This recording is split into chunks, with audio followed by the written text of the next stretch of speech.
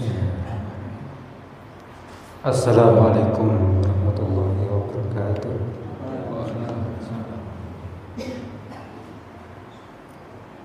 Alhamdulillahirabbil alamin wassalatu wassalamu ala asyrafil anbiya'i wal mursalin wa ala alihi wa ashabihi ajmain. Jemaah salat zuhur rahimakumullah. Puji syukur kita panjatkan kehadirat Allah, Rabb yang memberikan kita nikmat, memberikan kita kesehatan, memberikan kita kehidupan sehingga kita bisa menjalankan perintahnya dan berikhtiar untuk menjauhi larangannya. Salawat salam semoga tercurahkan kepada Nabi kita Nabi Muhammad sallallahu alaihi wasallam, keluarganya dan siapa saja dari umatnya yang terus menunjukkan sunnahnya hingga yaumil qiyamah. Jamaah salat zuhur rahimakumullah, sesuai dengan yang ada di flyer, insyaallah kita akan membahas dampak daripada kecintaan seorang hamba terhadap dunia. Seorang ulama mengatakan, man arada dunya wa ikhtaraha 'ala al-akhirah. Barang siapa yang menjadikan dunia itu menjadi tujuan utamanya, kemudian wa ikhtaraha 'ala al-akhirah, kemudian itu menyebabkan ia itu lalai terhadap akhirat, maka Allah akan memberikan 6 ukubat. 6 ukubat itu adalah 6 hukuman. Salatun fid dunya wa salatun fil akhirah. Jadi azab yang Allah berikan kepada orang yang terlalu cinta dunia. Terlalu cinta dunia itu bukan mencari harta, tetapi mencari harta kemudian melupakan akhirat. Kita kalau tidak cari dunia, tidak cari rezeki, itu bahaya. Cinta dunia itu bukan berarti tidak bekerja. Kalau tidak bekerja itu artinya bukan cari dunia, tetapi cari mati. Maka wajib, bahkan kita sebagai umat Islam itu dianjurkan untuk memiliki harta. Bisa dicek itu dari rukun Islam itu. Rukun Islam itu sholat itu butuh harta. Sholat gimana kita sholat kalau tanpa pakaian misalnya? Apa yang akan terjadi? Yang kedua, ketiga ya, di situ ada zakat. Zakat itu pakai harta, pakai uang, pakai beras atau yang sejenisnya. Kemudian ada haji, nah itu butuh harta, maka kita dianjurkan untuk memiliki harta. Dan sesungguhnya ketika harta itu dipegang oleh orang-orang soleh, maka itu beda. Nah, saya kemarin itu luar biasa dihubungi oleh seorang kawan, itu telepon, Ustaz, antum ada tanah enggak untuk pembangunan masjid? Ini ada donator minta bangun masjid ukurannya 30 kali 30, kemudian lantai 2 plus tempat imam plus tempat takmirnya dibangunkan. Nah itu ketika harta itu di tangan orang-orang yang soleh, maka menjadi perantara untuk kehidupan di akhirat. Jemaah salat zuhur yang dirahmati Allah Subhanahu wa taala. Nah, jadi ada 2 dampak ketika kita terlalu mencintai dunia. Mencintai dunia itu artinya melupakan akhirat. Kerja terus sehingga lupa sholat, itu mencintai dunia. Nah, yang pertama dampaknya di dunia adalah angan-angannya tiada akhir. Jadi yang ada di kepalanya itu bayangan terus, gimana saya ini besok dapat pemasukan lebih besar, atau gimana nanti saya ini kalau bisa usia saya ini usianya 100 tahun lebih. Nah itu angan-angan tiada akhir. Nah tahun depan saya harus punya tabungan sekian, sehingga pikirannya terhadap saldo di ATM atau di rekening itu jauh lebih dia utamakan daripada bagaimana saldo amal solehnya untuk akhiratnya. Jadi berangan-angan terus berandai-andai, seandainya saya kaya ya, seandainya saya rumah saya banyak, seandainya mobil saya mewah. Nah itu terus yang ada di bayangan orang-orang yang terlalu mencintai dunia. Ini azab.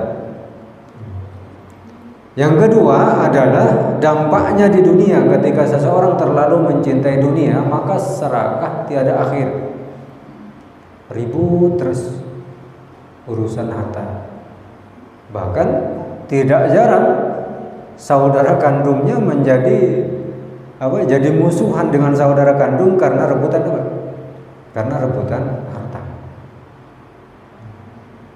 Maka bapak-bapak, ibu-ibu yang dirahmati Allah, selain nanti kita bertanggung jawab membekali ilmu, selain kita bertanggung jawab membekali harta kepada anak kita, maka kita wajib membekali juga keimanan dan amal soleh. Ya, jangan sampai nanti anak yang kita tinggalkan kemudian tengkar gara-gara warisan, tengkar gara-gara harta. Itu sering terjadi.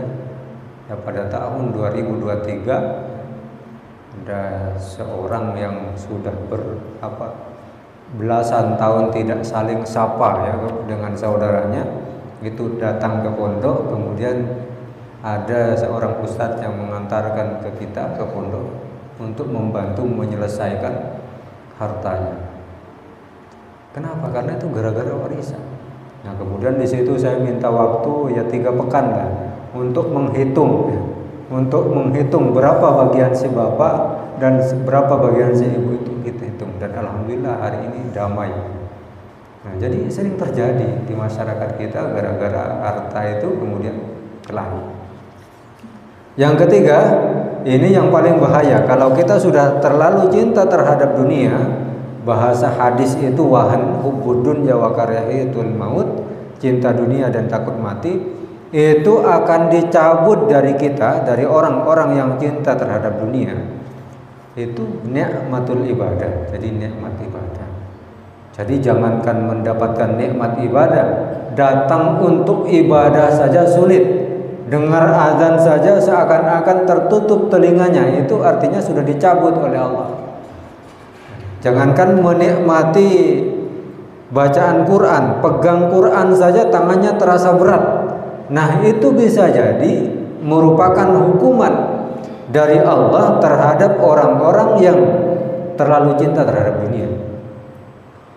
Ibu-ibu, bapak-bapak yang dirahmati Allah, maka ketika kita berat sekali melangkahkan kaki kita ke masjid, berat sekali tangan kita itu pegang Quran, berat sekali kita itu bangun sholat subuh misalnya, maka segera kita beristighfar kepada Allah. Jangan-jangan karena kecintaan kita terhadap dunia kemudian kita melupakan akhirat kita, sehingga kita diazab oleh Allah dengan azab dicabutnya merasakan nikmatnya ibadah. Nah ini yang paling berat. Ketika kesehatan kita dicabut oleh Allah, kemudian kita menjadi sakit, itu masih biasa. Ketika harta kekayaan kita itu dicabut oleh Allah, dicuri maling misalnya, itu masih biasa.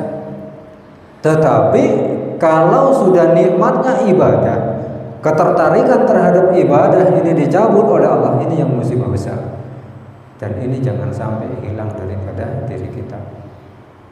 Ini 3 hukuman dari Allah terhadap orang-orang yang mengutamakan dunianya daripada akhiratnya.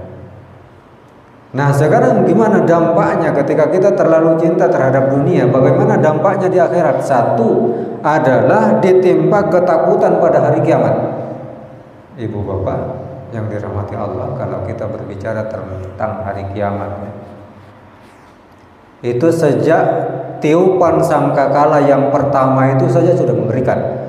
Jadi tiupan sangkakala yang pertama itu seluruh isi jagat raya ini hancur, seluruhnya habis. Nah kemudian sangkakala yang kedua itu adalah wayab'ats, kemudian dibangkitkan siapa yang tertidur. siapa yang tertidur dan siapa yang terkubur, semuanya dibangkitkan. Bahkan tulang belulang, bahkan tulang yang sudah menjadi debu itu dibangkitkan. Itu sangkakala yang kedua, sehingga kita dikumpulkan dalam keadaan khaliyatun ariyatun. Khaliyatun itu tanpa alas kaki, ariyatun itu tanpa busana. Tapi nggak usah bayangkan gimana nanti tanpa busana, nggak usah. Kita tidak akan pernah sempat berpikir terhadap saling lihat satu sama yang lain. Kenapa? Karena di atas kepala kita sudah panas. Dari kita ada yang keringatnya sampai lutut, ada yang sampai pusar, ada yang sampai bahu, bahkan ada yang tenggelam pada hari itu. Nah, orang-orang yang terlalu cinta dunia pada hari itu, dia likulli imri'in minhum yauma idzin sya'nu yughni. Semuanya saat itu kejar-kejaran.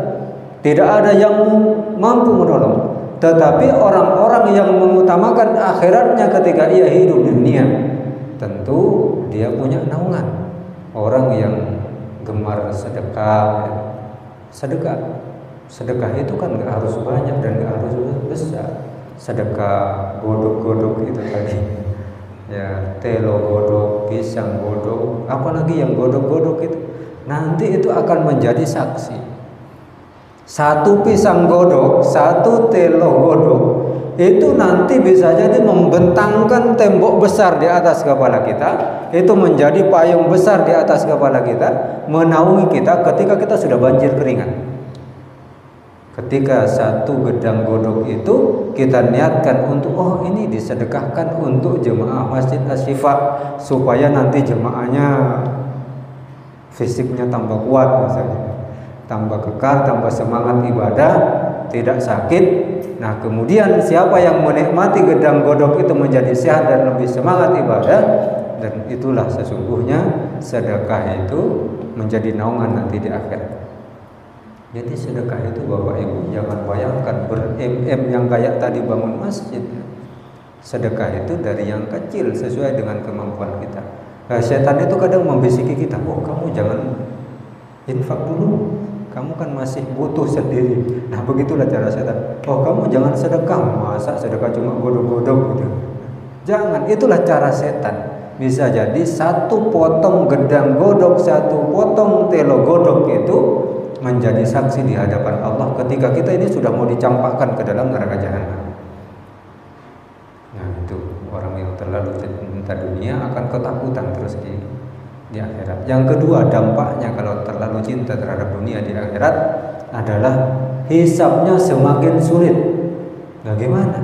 Di dunia terus menumpuk kekayaan tanpa dipenuhi haknya, tanpa disedekahkan, tanpa dikeluarkan zakatnya, ditumpuk terus kekayaannya sehingga nanti di akhirat semakin berat hisabnya. Nah, makanya mumpung belum dihisab di dunia, sekarang tunaikan haknya. Siapa di antara kita, tetangga kita yang membutuhkan, di tempat kerja kita siapa yang membutuhkan? Karena tidak semua orang satu ruangan itu tanpa masalah kan?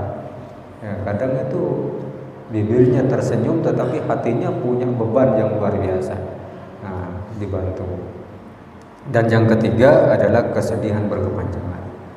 Kesedihan berkepanjangan di sini menurut para ulama adalah wa udkhilan nar, dimasukkan ke dalam neraka jahanam. Dan tidak ada kesedihan yang paling panjang daripada kesedihan ketika sudah dimasukkan ke dalam neraka jahanam.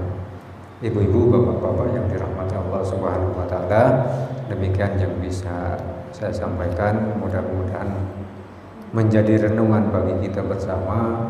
Artinya boleh kita bekerja, bahkan harus, karena kerja itu adalah ibadah untuk menghidupi istri kita, putra putri kita yang sedang sekolah itu harus. Bahkan kita berdosa ketika kita berhenti bekerja. Ketika kita menjadi beban orang lain, itu justru kita berdosa. Maka bekerjalah, tetapi jangan lupa kita punya hak, punya kewajiban untuk beribadah kepada Allah Subhanahu wa taala. Al-haqqu min rabbika fala takunanna minal mumtarin. Assalamualaikum warahmatullahi wabarakatuh.